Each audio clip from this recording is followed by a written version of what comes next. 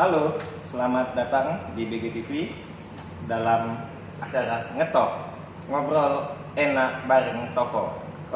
Saat ini saya sedang bersama Toko yang sangat spesial.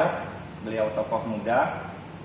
Suatu kehormatan bagi kami dapat mengundang Bapak Dabi Kagumaira SHMH. Beliau adalah seorang aktivis, kemudian seorang organisator.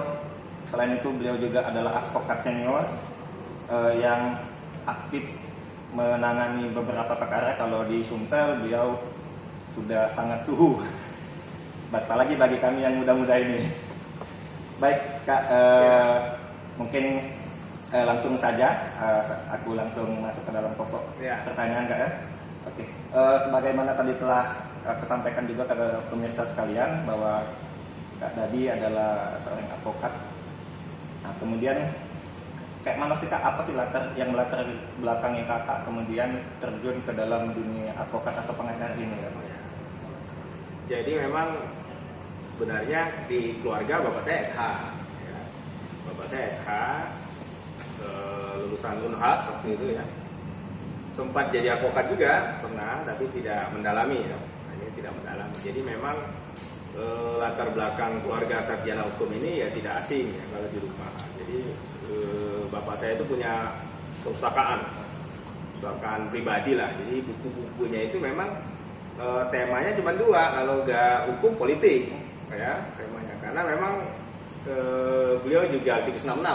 Kalau misalnya lihat di Unhas waktu itu HMI juga ikut dalam 66 dan 74 Malari.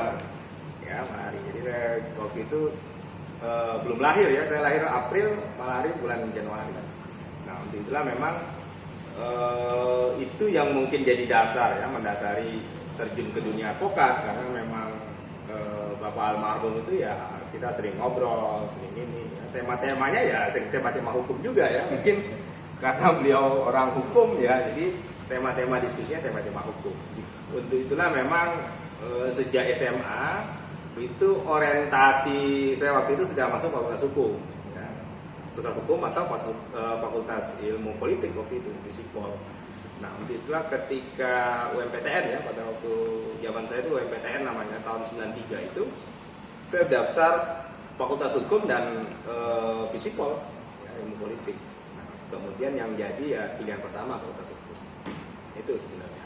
Dan jadi advokat ya memang ya mungkin takdirnya ke situ ya. Jadi memang angkatan saya itu angkatan 93, itu saya tamat tahun 2000, 7 tahun di Universitas Sriwijaya.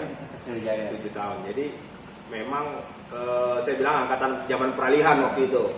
Karena baru 93, tahun 96 baru 3 tahun kuliah itu udah krisis ekonomi.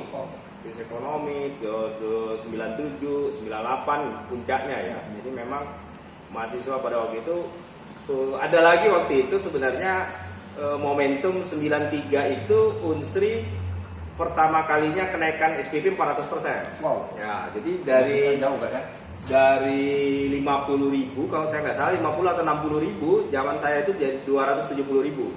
Ya, jadi 270.000. Jadi itu memicu demo sebenarnya. Jadi waktu itu sudah ada demo kecil di tahun 93 ya. Nah, karena memang masif waktu itu penolakan terhadap kenaikan SPP 400% dan kami angkatan yang pertama kali pindah ke Indralaya. Jadi peralihan pertama kali itu angkatan 93 dengan segala kekurangannya ya, dengan keterbatasan fasilitas waktu itu, WC, kantin ya, air yang belum mengalir. Dan memang Fakultas Hukum waktu itu gedungnya belum dibuat. Kita waktu itu numpang di zona, kalau saya nggak salah MIPA itu ya waktu itu numpang. Nah, itu memicu demonstrasi waktu itu. Nah, untuk itulah di Fakultas Hukum itu angkatan 94 itu tidak ada opti karena takut menular waktu itu. Nah, waktu itu penolakan SPP itu sempat turun menjadi 180.000 waktu itu satu semester. Jadi semester yang kedua kami cuma bayar 180.000. Nah, tapi tahun berikutnya sudah masuk angkatan 94, tidak ada optik, dia langsung masuk. Nah, akhirnya gerakan-gerakan ini artinya hilang lah ya, karena memang nggak ada pendukung lagi kan, orangnya itu juga. Sudah itu praktis kami kuliah 93-94 itu ya nggak penuh waktu itu. Karena memang di bukit itu kita pagar itu dikunci ya. Supaya bisnya tidak bisa keluar pada waktu itu. Nah, 93, 94 ya mungkin katakanlah 94, 95 lah baru anu lah 95 itu baru kuliahnya mulai ini ya. Karena waktu itu kan anu terus, protes terus kan 93 kenaikan SPP. Nah, 96 udah masuk lagi tuh krisis ekonomi ya, krisis ekonomi. Nah, kebetulan saya 96 itu 95 akhir itu saya masuk ke LBH Palembang. LBH Palembang itu adalah cabang dari YLBHI, Yayasan Bantuan Hukum yang di Jakarta ya. Waktu itu. Oh, itu cabang nggak ya? Cabang. Jadi zaman saya itu cuma 14 cabang LBH itu ya. Salah satunya kalau di Sumatera itu Aceh, Medan, Padang, Palembang, Lampung. Waktu itu baru, tapi kabarnya sekarang udah lebih ya, 14 cabang. Waktu zaman 96 itu kalau saya nggak salah direkturnya Bambang Wijoyanto, ketua anunya ya, ketua yayasan. Yang KPK ya? Ya, Bang Wijoyanto. Di Palembang itu Harilsa almarhum. Setelah itu Mas Suwaryono ya. Nah, zaman Mas Suwaryono waktu itu volunteer di LBH. Nah, ya 95, 96 praktis memang perkara-perkara LBH waktu itu ya perkara-perkara banyak karena misalnya kerakusan pengusaha ya, penggusuran dan memang perkara-perkara yang akibat dari kekuasaan sebenarnya ya, imbas-imbas begitu perkara-perkaranya itu. Praktis 96, 97, 98 97 itu kan paling ketep perkara PDI terbelah ya, Suryadi. Waktu itu LBH buat tim pembela Mega ya. Saya waktu itu ikut merebut kantor PDI yang di Putih Kayu ya, walaupun masih volunteer waktu itu ya. Itu kantor PDI di Putih Kayu itu LBH tuh yang jadi gerbongnya ya, Pak Haji Said waktu itu ya nongkrongnya di LBH pada waktu itu. Ketua yang jadi ketua DPR kemudian di tahun 99 ya. Waktu itu. Nah, kita ikut merebut kantor itu. PDI Suryadi di situ. Nah, dibuat juga di situ tim pembela Mega. Nah, itu awalnya sebenarnya. Saya terjerumusnya tuh di situ. Ya, 96. Nah, itu terjerumus apa menjerumuskan diri, Kak? ya, terjerumus ke aktivitas ya. Aktivitasnya waktu itu berarti aktivitas politik ya. Terus terang aktivitas politik. Nah, 95 96 itu kebetulan saya anggota Gema Palawikwam. Ya, Gerakan Mahasiswa Cinta Alam yang member dari WALHI, Wahana Lingkungan Hidup Indonesia. Untuk itu saya pertama kalinya terlibat kegiatan WALHI itu di 96, PNLH WALHI namanya, Pertemuan Nasional WALHI di Bogor ya. Pada waktu itu ya kumpul aktivis-aktivis aktivis lingkungan. WALHI ini kan organisasi forum. Salah satu anggotanya itu LBH Palembang. Salah satu anggota forum itu. Jadi saya itu sebenarnya otomatis karena memang di LBH Palembang organisasi mahasiswa saya itu anggota forum WALHI, jadi dua kan yang jadi forum WALHI. Untuk itu waktu itu nongkrongnya ya di WALHI juga. 97, 98 masa-masa pergerakan sampai ke 98 itu mahasiswa itu diskusinya di LBH WALHI ya. Kan ketemunya di situ. Jadi ya mohon maaf tuh kalau yang nggak tahu LBH WALHI, saya juga pertanyakan tuh waktu itu ya, kalau memang dia ngakunya 98 ya nongkrongnya kapan di LBH WALHI. Karena cikal bakalnya di situ ya. Malahan Partai Rakyat Demokratik itu deklarasinya di LBHI ya, di LBH, dan kumpulnya di situ tuh. Jadi kalau di LBH itu biasanya di Sabtu sore atau Jumat sore itu ada diskusi tematik ya, diskusi isu ekonomi, isu politik ya. Itu ngundangin mahasiswa dari Muhammadiyah, dari Unsri, dari kita undang tuh tokoh-tokoh dulu, misalnya tokoh dari Fakultas Ekonomi ya. Kalau sekarang ada Dr. Subardin ya, Dr. Imam itu udah pada jadi dokter, itu tuh teman-teman kita diskusi. Nah, disitulah sebenarnya terbentuk. Ya, karena kenapa kemudian menjadi advokat ya, LBH itu kan sebenarnya fokusnya advokasi, melahirkan advokat, tapi memang bedanya itu perkara-perkara struktural namanya. Dia waktu itu menangani perkara-perkara struktural, perkara yang menyangkut masyarakat banyak dan korban dari kebijakan politik yang menindas. Nah, di situ mungkin saya kemudian ya menjadi advokat, walaupun waktu itu masih mahasiswa ya. Saya tamat tahun 2000. Tahun 2000 berkarir di LBH itu 96, waktu itu 95-96. Nah, saya mengundurkan diri tahun 2004. 2004 itu saya keluar dari LBH ya. Artinya waktu itu mulai masuk ke politik praktis, calon DPD ya. ikut pemilu dan lain-lain sembari mengembangkan kegiatan advokat. Nanti itu advokat sampai sekarang karena memang mungkin kegiatan saya itu banyak bersenggolan dengan dunia politik waktu itu ya, dari tahun 90-an itu sampai dengan 2004 ya, 2009 saya masih berkecimpung di dunia itu. Nah, mungkin itu juga yang menjadikan hari ini ya kliennya banyak di wilayah di kalangan-kalangan politisi mungkin ya, karena memang ya pernah masuk di wilayah-wilayah itu. Itu barangkali kan jadi advokat sampai hari ini ya. Sangat panjang, lebar, dan sangat berisi penjelasan dan pengalaman yang kakak sampaikan tadi. Baik kak, tadi pun kakak singgung terkait dengan ikut dalam membantu perjuangan PDI. Nah kalau sekarang kan kita tahu rezim yang sedang berkuasa itu bagian dari PDI kan ya. Agak sedikit berbeda dengan rezim sebelumnya. Dimana kalau yang sekarang ini kayaknya cuman aku tanya ke kakak agak si ujungnya. Aku lihat bahwa ada sedikit banyak pembatasan terhadap hak untuk berpendapat, kemudian bentuk-bentuk kriminalisasi terhadap oknum, lembaga-lembaga yang harusnya itu memang sebagai support system juga untuk negara. Kalau tidak ada itu, malah negara bingung, terlalu perfect, terlalu sempurna, tidak ada kritik. Menurut kakak kayak mana tuh?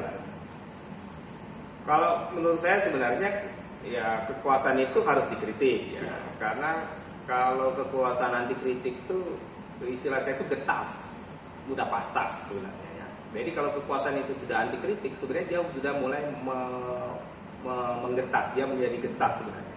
Itu sebentar lagi patah tuh kalau di anti kritik. Jadi kelenturan kekuasaan itu sebenarnya kalau menurut saya ya tetap menerima kritik. Karena problem hari ini memang kalau menurut saya memang kekuasaan hari ini sudah mulai anti kritik sebenarnya. Untuk itulah dia menjadi getas, menurut saya menjadi getas ya, ketakutan dan lain-lain. Padahal hakikatnya kekuasaan itu ya memang harus dikritik ya, karena tidak ada kekuasaan yang sangat sempurna ya, pasti tidak sempurna. Nah sekarang bagaimana cara kekuasaan itu menilai kritik terhadap dirinya? Bagaimana cara dia menangani kritik, memperlakukan orang-orang yang mengkritik? Nah, itu akan dikenang nanti. Misalnya kita kasih contoh SBY 10 tahun itu mohon maaf dia keluar gambar-gambar bonek kerbau ya, gambar-gambar dia pakai daster itu saya masih ingat itu. Tapi tidak ada orang di penjara. Tidak ada di penjara karena mengkritik ya. Nah, beda dengan hari ini ya.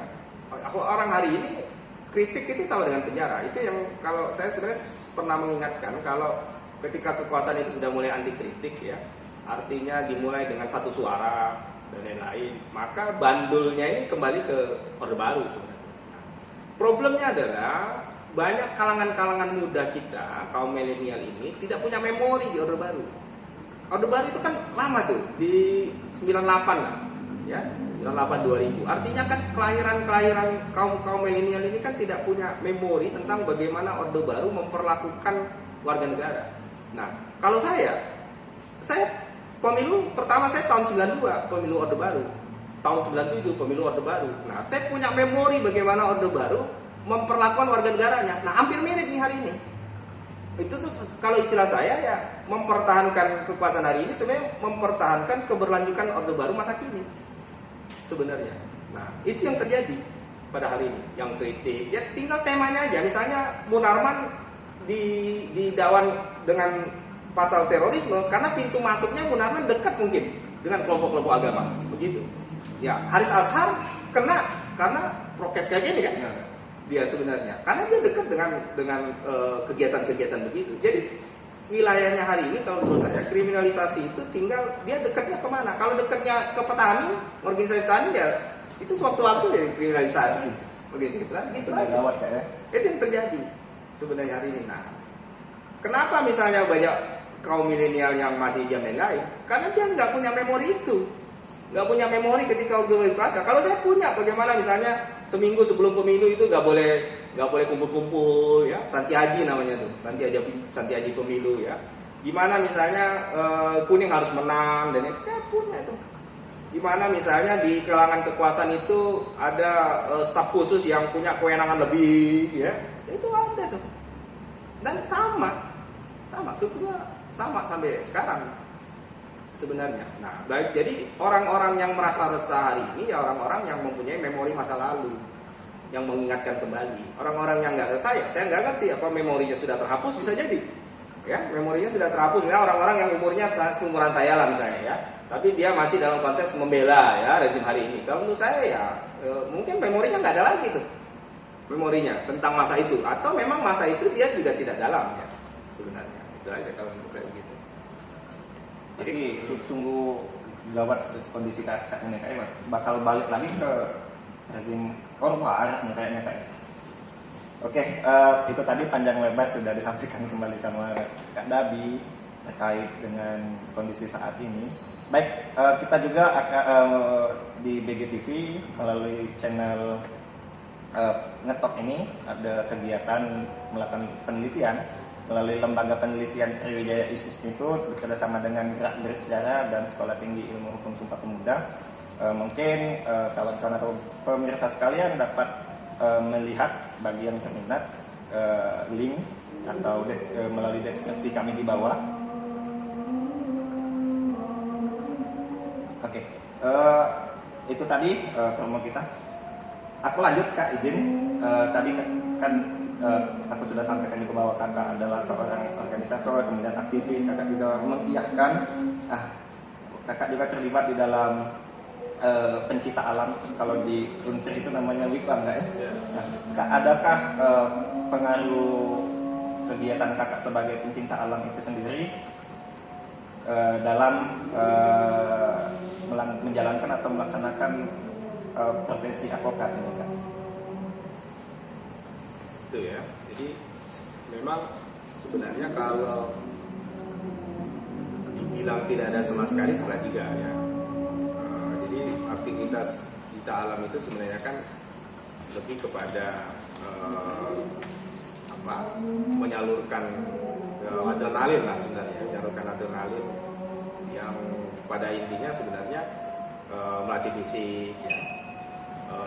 Melatih juga naluri insting ya, karena di alam bebas itu kan bukan persoalan menaklukkan alam ya, artinya ketika seorang kita alam itu misalnya mendaki gunung dan lain-lain itu menaklukkan diri sendiri sebenarnya ya, mengontrol emosi ya, mengontrol ya seluruh kendali diri itu ada pada kita sebenarnya. Itu yang terjadi. Ketika itu memang dihubungkan dengan aktivitas sebagai advokat, saya rasa memang seluruh aktivitas selain advokat pun sebenarnya butuh dengan perilaku-perilaku yang sebenarnya bisa diambil hikmahnya di dalam dunia pencipta alam ya, misalnya tegas harus mengambil keputusan ketika misalnya dalam kondisi-kondisi yang tidak menguntungkan ya, misalnya ada cuaca buruk dan lain-lain ya. Terus ada juga hikmah kerjasama di situ ya, kerja tim dan lain-lain. Terus bertahan hidup, ya, bagaimana mempertahankan diri dalam kondisi yang sangat fasilitas yang sangat terbatas. Nah, itu kalau menurut saya yang mempengaruhi kehidupan sehari-hari seseorang ya, apapun profesinya sebenarnya ya, profesi apapun dia sebenarnya, kalaupun dia mengalami juga dalam kegiatan-kegiatan yang saya sebutkan itu akan mempengaruhi tindakan-tindakan dan lain. Sedikit banyak begitu kan sebenarnya. Sedikit tapi banyak ya. Ya. Jadi selain enak fisik, enak juga pikiran mungkin, Kak ya? Iya. Refreshing kan, refresh ya. Sudah kemana Kak selama ini, Kak, sebagai pencinta alam? Ya, ada beberapa gunung di Jawa dan di Sumatera lah. Udah. Dulu ya. Terakhir saya umur 40 tahun lah terakhir. Wow. Ya. Naik Dimpo ya waktu itu. Dimpo dengan kawan-kawan yang ada tim ya. Ada juga yang seumuran saya waktu itu, janjian kan. Seumuran saya waktu itu, janjian ketemu di situ ya. Cuman ditemani anak-anak muda lah. Sampai hari ini belum lagi ada juga. belum atau membatasi diri, Kak? Ya, karena ya mungkin fisik sudah terbatas ya. kondisi fisik terbatas dan lain-lain, ya sadar diri sebenarnya.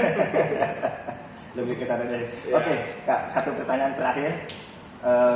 Apa Kak kiat-kiat utama yang harus dibangun oleh advokat, khususnya kalau pengen jadi kayak Kakak mungkin? Karena menurut kita Kakak adalah advokat muda yang paling ideal untuk dapat menangani kasus-kasus yang serius seperti kasus-kasus pemilu, pileg atau kasus-kasus atau uji materi di Mahkamah Konstitusi misalnya.